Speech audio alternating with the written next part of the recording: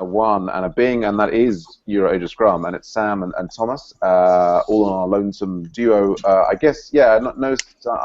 I wanted to, we had Pravina all last week. Sorry not to see her this week. I merged your pull request, so her code is in. Anyway, that's, I guess, the nature of Agile Ventures. We'll see her when we see her. How are things with you, Thomas? That was her first. That was her first contribution to the local support, wasn't it? It was, and she did. I think she did do some stuff over the weekend with John and Michael and so on. And maybe she's away on holiday this week. We'll see. But yeah, I'd love to have her continue to be involved. Well, she'll be back soon enough. Yeah. How are things with you? Just fine. I managed to drop in for a second on your heavy. I saw. Heavy meeting. Yes. And listen to your Autograders presentation. However, I was pulled out from that. So I wasn't able to make it, unfortunately. So I don't have much to report. Last night late, I sat down for a while and work on my feature branch.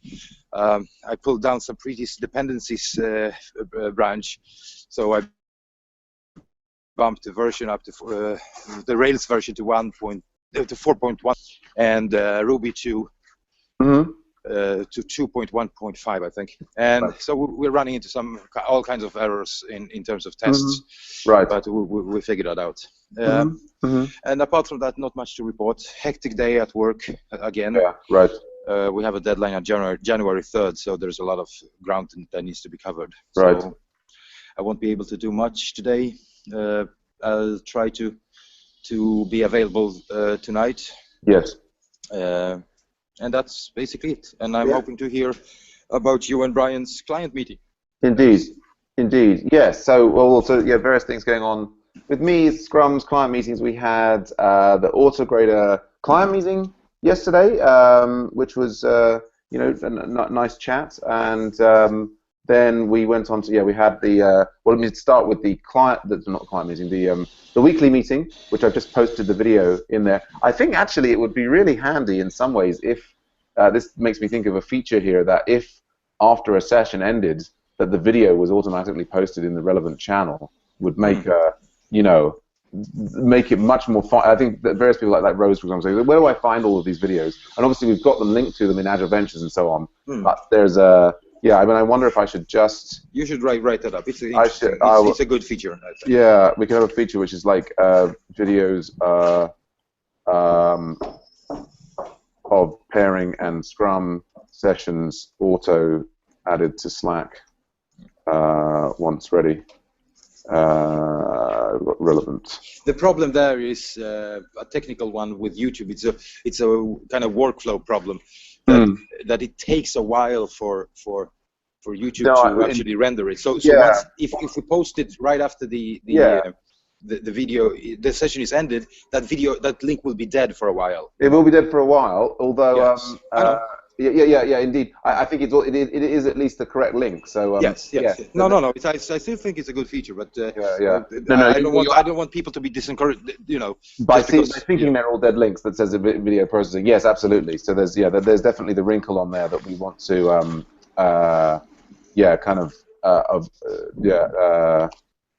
would be nice to avoid posting till video was ready. Yes. And that's a bit of a problem. We have to explore the API. Anyhow.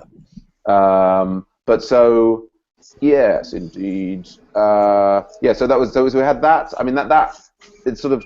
Maybe I should have started on the Agile Venture. We had Gail there, who's doing. I think she's doing the AV102.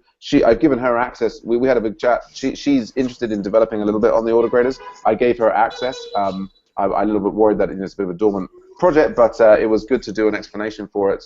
And it sort of allows, I guess we're on me, it sort of allows me to post, what I have done is the thing from 2 weeks ago where I presented on local support, I've added that into the local support pitch, and I guess what I can do now, is Autograders is in there somewhere? It'd be nice if that was alphabetical.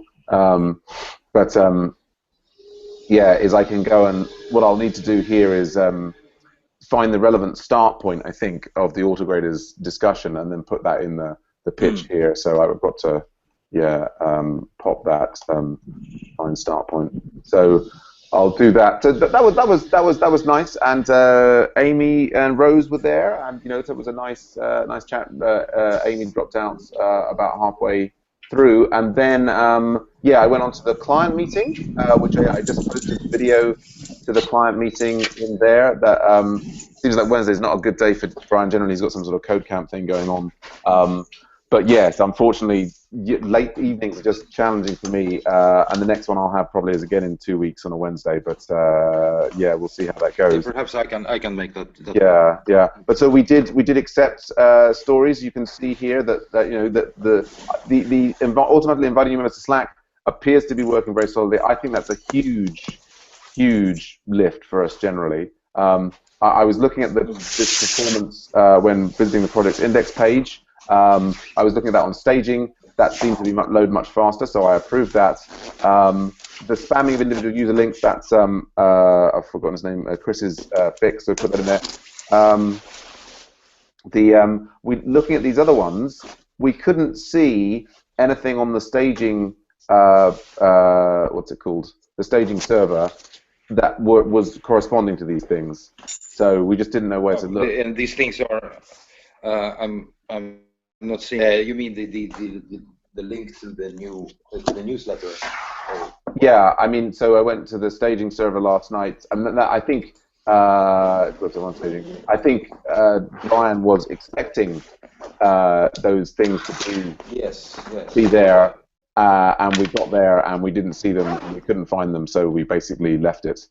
I don't have any. I was very pleased to see this. Looks nice. This contribution. I think that has to do with the fact that I don't remember the details about that pull request, but I think we had to update the environmental variables on production. So it might work on production, but I'm not sure.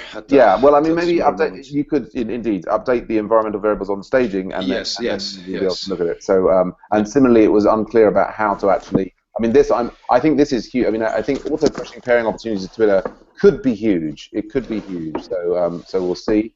Other things are kind of, in flow. That's great to see. Great to see Amy working on the website one thing.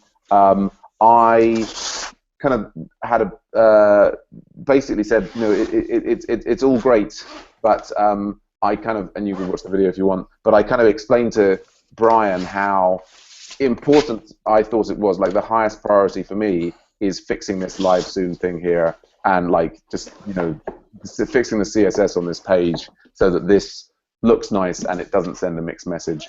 And I talk about that in the dev meeting as well. Yeah, good show. So that was a good point to sort of brain sync with Brian. Then I mean this ability to sort of have it auto update, which I know is a complicated feature, but I'd see as very, very important. But so otherwise, I mean, I'd love to have the project index redesigned. Otherwise, that seems fine. And so until we finished, it was fairly quick. We had like 20 minutes, but I think that was a productive thing to have done. What I also did was I was saying that it seemed to me that the critical thing really in terms of, or at least something that I thought would have been the key thing, and the key thing that I was hoping to get from the work that John Engelbert was doing, and what he and I had discussed a lot, is that even in its sort of slightly broken form, the edX, the Google Plus community here is working, at least allowing people to pair, in a way that we're not currently supporting on Website 1. And it's broken, as I was mentioning to Brian, in two ways. One, that whoever creates these pairing events, if they're not around to start it, the event can't happen. People are just stuck. They're like, oh, that one, there might have been 4 people who were planning to get together, and 3 of them turn up, but the one who created the event doesn't turn up, doesn't happen. Similarly, the time needs to move. It's all about the individual person who created the event and the responsibility for managing it. And so even the administrator of the community cannot change anything about these events. They can delete them, but they can't change the individual details, which basically makes managing it a total nightmare. I think what we need, at least from a user interface perspective, is that rather than having these events be either Scrum or pair programming, these events should be Scrums, client meetings, weekly meetings. They should be those things. And there should be a different kind of event, a fundamentally different kind of event, which is a pair programming activity that doesn't spam the timer on, you know, up here or on the front page. I'd see that's the key thing. What I'd like to provide is this functionality, but without this broken, you know, the person who arranges the event. But okay, hold on. But on our landing page, the only thing we're showcasing there are the one that are tagged with Scrum right now. Okay, so right, I wasn't there. So actually, so here, if we do make an event that's a pair programming event, then it never shows on the landing page. Okay, well then that's great. I mean, I guess then what one would want is, you know, but I guess at the moment, if it's a pair programming event, it just shows up in here as one of the, you know, it's kind of overwhelmed by the scrums, and so people who are interested in pair programming as opposed to scrums can't see them. So I guess the critical thing would be a view to separate a scrums view and a pair programming view. Yeah, we could achieve that by the easiest way to achieve that is to filter them. Yes, we can do that on the client side, so we can do that with JavaScript. That's the fastest way to do it. Right. Indeed. Yeah. I mean, in the long term, you know, almost rather than events. I mean, I know we've got like a lot of things up here. I mean, I'd be tempted to, I don't know, after getting started is really being used in this current form. But I'd be tempted to, since we've got the drop down, the events would be scrums and pairing sessions. Sure. So we had from there. Anyway, cool. There we go. Yeah. So that's you know, you probably need to watch the video now between me and Brian. I've summarized it for you, I think, pretty robustly. Other things with me, I've got a client meeting today on local support that I'm going to be doing remotely here at Makers, and letting some of the Maker students get involved in that if they're interested.